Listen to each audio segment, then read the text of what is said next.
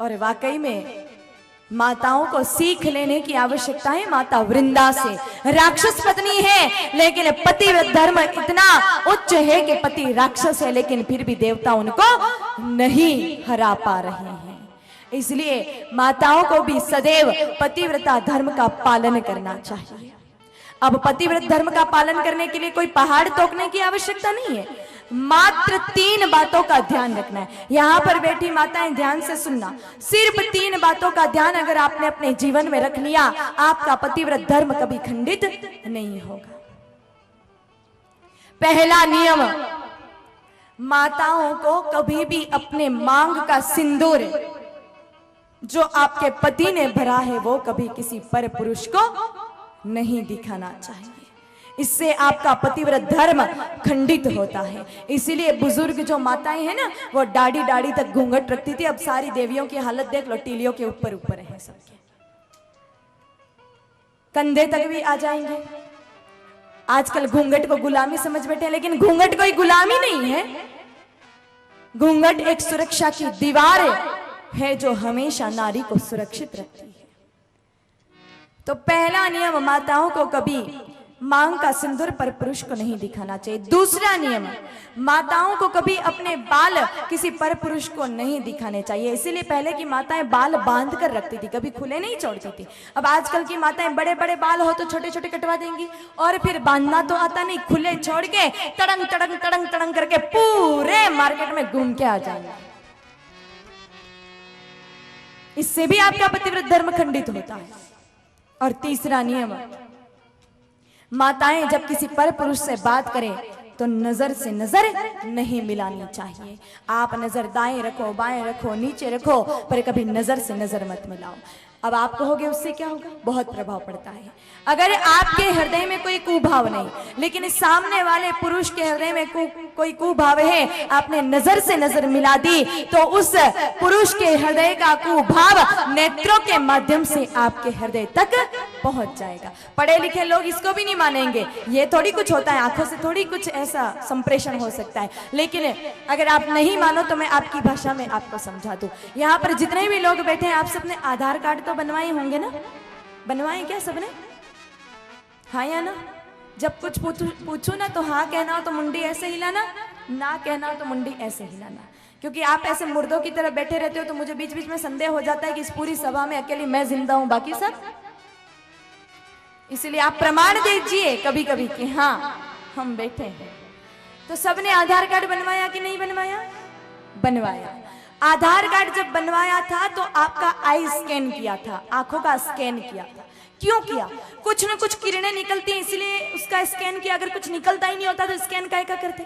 वो किरणें, वो वेव्स दिखती नहीं है पर वो होती है और उनका प्रभाव भी पड़ता है। इसलिए माताओं को कभी किसी पर पुरुष से नजर नहीं मिलानी चाहिए। अब एक घूंघट रख लो ना मेरी माताओं, तो न सिंदूर दिखेगा, न बाल दिखेंगे, न नजर से नजर मिलेंगी। पर आजकल की माताएं विचार करती है, अगर घूंघट रख लिया तो वो 2.5 घंटे ब्यूटी पार्लर में वेस्ट किया, उतने सुंदर मुखड़ा कौन देखे? वो भी फिर दिक्कत है।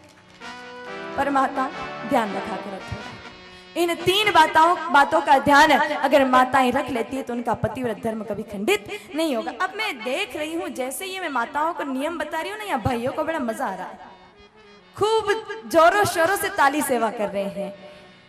लेकिन आपका नंबर भी लगना है। मेरी माताएं पतिव्रत धर्म का पालन कर देंगी, आप क्या करोगे? सिर्फ हाथ बांधकर कथा सुनने से और ताली बजाने से काम नहीं चलेगा, क्योंकि जब माताएं पतिव्रत धर्म का पालन करेंगी तो आपको पत्नी व्रता धर्म का पालन करना पड़ेगा। ताली दोनों हाथ से बजती है, एक हाथ से सिर्फ तमाचा ही लगता है। अब पतिव्रता धर्म क्या होता है ये तो समझ लिया, पत्नी व्रता धर्म क्या होता है आप जानते हो क्या? देखो जितने भी पुरुष बैठे हैं ध्यान से सुनना कि पत्नी व्रता धर्म क्या होता है। अब आपको कोई घूंघट नहीं निकालना है, आपको तो एक छोटा सा काम करना है। ये जितनी भी मेरी माताएं हैं ना, इनका त्याग अतुलनीय है। ये जिस वातावरण में, जिस घर में, जिस लोगों के बीच में, जिस गांव में रहती हैं, उनको छोड़ के शादी के बाद आपके घर में आ जाते हैं। नए नए लोग हैं, नए नए घर हैं, नए नए परिवार वाले हैं, सब कुछ नया है, लेकिन बहुत अच्छे से समायोजन करके खुद भी रहती है प्रेम से, पति का ध्यान रखती है, घर वालों का ध्यान रखती है, आपके बुढ़े माँ बाप का ध्यान रखती है, आपके बच्चों का ध्यान रखती है, तो थोड़ा कर्तव्य आपका भी बनता है कि आप भी थोड़ा थोड़ा इनका ध्यान रखा करो। ये इसलिए कहना पड़ता है कि बेचारी माता जी 8 दिनों से खाट पर पड़े हैं, पर पूछने की फुर्सत ही नहीं है भाइयों की हुआ क्या। डॉक्टर के पास ले जाने की तो बहुत दूर की बात है। तो ऐसा नहीं होना चाहिए। ये जितना त्याग कर सकती है उतना आप नहीं कर सकते हो। ये घर बार सब छोड़ देती हैं, और मैं आपको कहूं कि आज से नियम बदल देते हैं। ये माताएं जाएंगी नहीं अपने ससुराल, आपको ससुराल जाना पड़ेगा। सोच के देखो हालत कितनी खराब हो जाएगी। 5 दिन कहीं मेहमान जाते हैं ना, 6ठे दिन घर की याद आ जाती है। मैं दावे के साथ कह सकती हूँ, अगर इस नियम का पालन हो जाए कि ये नियम लागू हो जाए कि सारे पतियों को ससुराल जाना पड़ेगा, जितने भी यहाँ पर बैठे सबके सब कुंवारा मरना पसंद करेंगे, कोई शादी ही नहीं करेगा। तो त्याग नहीं कर सकते, लेकिन थोड़ा थोड़ा ध्यान तो रख ही सकते हैं। पर उसमें एक लफड़ा है, ज्यादा पत्नी का ध्यान रखते हैं ना तो अपने यहाँ तो बोलते हैं ये तो बाइला है, जोरू का गुलाम है। लेकिन पत्नी का ध्यान रखना कोई जोरों की गुलाम वाली बात नहीं है। रामचरितमानस में स्पष्ट ये बात लिखी है कि पत्नियों का ध्यान रखना चाहिए। प्रभु श्री राम अपनी पत्नी माता सीता का कितना ध्यान रखते थे। जब रावण उठाकर ले गया तो रो रहे हैं, आंखों में आंसू भर के, पक्षियों को पूछ रहे हैं, पेड़ों को पूछ रहे हैं कि मेरी हिरण जैसी आंखों वाली सीता को कहीं देखा है क्या? जबकि सब जानते हैं कि रावण ले गया है, लंका में ले गया है, लेकिन शिक्षा देने के लिए पता है कलयुग में ऐसे अहंकारी पुरुष आएंगे जो अपनी पत्नी के लिए रो भी नहीं पाएंगे, इसलिए उन्होंने रोकर शिक्षा दी। वैसे जितने भी यहाँ पर भाई बैठे हैं ना, आप में से अपनी पत्नी के लिए कौन कौन रोया है? जरा हाथ खड़ा करना जो पत्नी के लिए रोया। वो पूरा हाथ खड़ा करो जो पत्नी के लिए रोया। एक भी नहीं?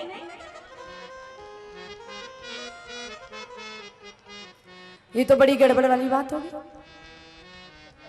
रोए होंगे ऐसी बात नहीं है, 1-2 तो हाथ खड़े कर रहे हैं, बाकी बहुत सारे रोए होंगे। पर डर लग रहा है, इतने सारे लोगों में कह दिया कि पत्नी के लिए रोया तो लोग बातें नहीं करेंगे, ओहो पत्नी के लिए रोता है ये तो। पर पत्नी के लिए रोना कोई बुरी बात नहीं। मर्यादा पुरुषोत्तम प्रभु श्री राम रो रहे हैं तो हम रोए, इसमें कौन सी बड़ी बात है। जो जो लोग नहीं रोए ना, आज कथा के बाद जब घर पे जाओ पत्नी को बिठाना और थोड़ा थोड़ा रोना, सब रोना। घर पे जाके सबसे पहला काम क्या करना है? पत्नी को सामने बिठा के रोना। और वैसे भी जितने भी मेरे यहाँ पर भाई बैठे हैं ना, ये सब के सब अगर तुकाराम जी जैसे हो जाए तो कोई दिक्कत आपके गृहस्थी की गाड़ी में आए नहीं। तुकाराम जी का नाम सुना होगा आपने, जानते हो क्या तुकाराम जी कौन थे? महाराष्ट्र में एक संत हुए, नाम था उनका तुकाराम जी। कहते हैं तुकाराम जी बहुत निर्मल स्वभाव के थे, बहुत निर्मल, बहुत भोले, एकदम शांत स्वभाव। पर तुकाराम जी जितने निर्मल, जितने भोले, जितने शांत, पत्नी उतनी कठोर कड़क स्वभाव की। एक बार पत्नी ने तुकाराम जी को कहा कि जाओ और अभी के अभी गन्ने के खेत में से गन्ने तोड़ के लेके आओ। अब पत्नी का आदेश, सर आंखों पर, कहा ठीक है देवी जा रहा हूं। एक रस्सी दी, कहा इसमें गठरी बांध कर लेके आना। तुकाराम जी रस्सी को लेकर गए गन्ने के खेतों में और गन्ने तोड़ तोड़ के उस गठरी में जितने आ सकते थे, जितने बंध सकते थे, उतने बांधे और सिर पर तोप कर वापस घर पर आ रहे हैं। तुकाराम जी के स्वभाव से सारे लोग परिचित थे, सारे बच्चे परिचित थे। बीच में उनको कुछ बच्चे मिल गए और कहने लगे तुकाराम जी एक गन्ना तो माने भी दे दो। तुकाराम जी बहुत निर्मल स्वभाव के दे दिया। फिर थोड़ा आगे गए, फिर कुछ बच्चे मिले, कहा तुकाराम जी एक गन्ना तो माने भी दे दो, फिर दे दिया। बच्चे गन्ने मांगते गए, तुकाराम जी गन्ने देते रहे। हालत ये हुई कि जब तुकाराम जी घर पर गए मात्र एक गन्ना शेष बचा है। एक गन्ने के साथ जब पत्नी ने तुकाराम जी को देखा, पारा पहुंचा 7वें आसमान पर और कहने लगी तुकाराम जी की पत्नी, भेजा तो था पूरी गठरी बांध कर लेके आने को, लेकिन सिर्फ एक गन्ना लेके आए हो। खाते दिन में 3 बार हो, लेकिन काम एक भी ढंग से हो नहीं पाता है। अब एक गन्ना लाए हो, इसका क्या करूंगी मैं? क्रोध में तुकाराम जी की पत्नी ने तुकाराम जी के हाथ से गन्ना छीना और उनकी कमर पर दे मारा। अब विचार करो मेरे भाइयों, अगर माताएं इस तरह से आपको मारती, मार खाते क्या? यहाँ पर बेटा एक भी पुरुष मार नहीं खाता, जाता बाथरूम में कपड़े धोने का धोना लाता और पूरे गांव में दौड़ा दौड़ा कर मारता। लेकिन तुकाराम जी ने ऐसा कुछ नहीं किया।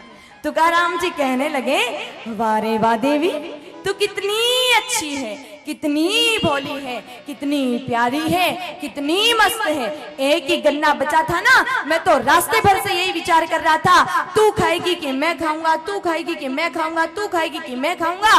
पर तू तो इतनी दयालु कृपालु निकली कि उस गन्ने को मेरी कमर पर मार के 2 टुकड़े कर दिए। अब एक टुकड़ा तू खा ले, एक टुकड़ा मैं खा लेता हूँ, समस्या ही खत्म।